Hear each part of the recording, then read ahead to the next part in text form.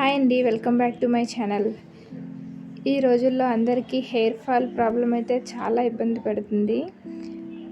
దానికోసం కరివేపాకు తినడం వల్ల హెయిర్ గ్రోత్ ఉంటుందని చెప్పి మన పెద్దవాళ్ళు ఎప్పుడూ చెప్తూ ఉండేవారు. అందువల్ల కరివేపాకుని నార్మల్గా అయితే ఎవరూ తినడానికి ఇష్టపడరు. కాబట్టి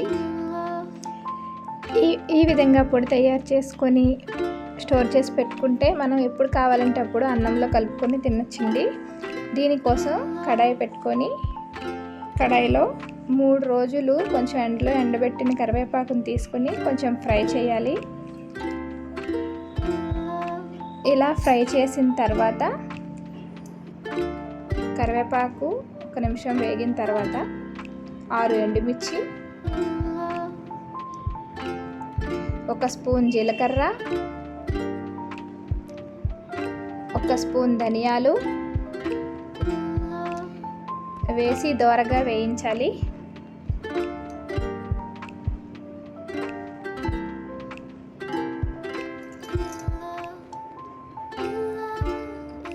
ఇలా ఒక 5 నుండి 10 నిమిషాలు వేగిన తర్వాత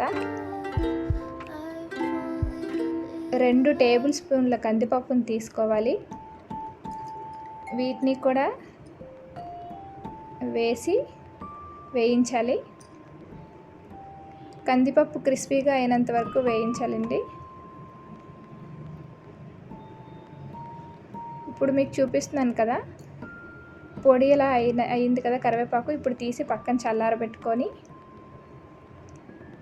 అది కూల్ అయిన తర్వాత ఒక జార్ తీసుకొని జార్లో వేసుకొని గ్రైండ్ చేయాలి.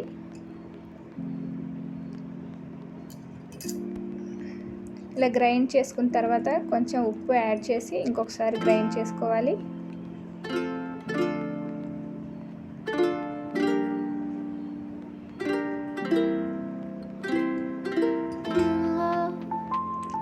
దీన్ని జార్ నుండి సపరేట్ చేసి ఒక కంటైనర్లోకి తీసుకోవాలండి.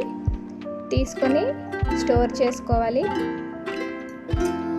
దీన్ని రోజు వేడివేడి అన్నంలోకి నెయ్యి వేసుకొని తింటే చాలా బాగుంటుందండి. చాలా టేస్టీగా ఉంటుంది. మనం యూజువల్గా కంది పొడి అయితే యూజ్ చేస్తాం కదండి, సేమ్ కరివేపాకుని యాడ్ చేశాను కాబట్టి కరివేపాకు పొడి హెల్త్కి చాలా మంచిది. కాబట్టి ఒక్కసారి ట్రై చేయండి. ఈ వీడియో కనుక మీకు నచ్చినట్లయితే లైక్ చేసి షేర్ చేసి సబ్స్క్రైబ్ చేయండి. ఇలాంటి వీడియోస్ కోసం నా ఛానల్ని సబ్స్క్రైబ్ చేసుకోండి.